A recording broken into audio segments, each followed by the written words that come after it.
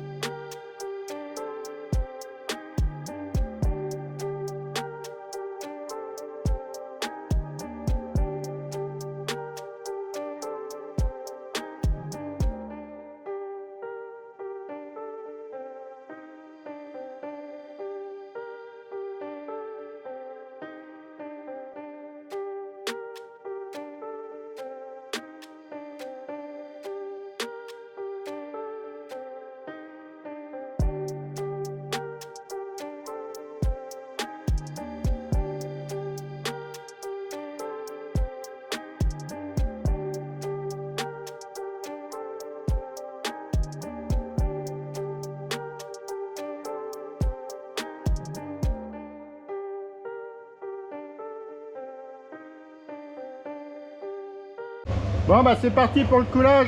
Allez, ça tourne là-bas. Après faut que je monte ça au seau hein.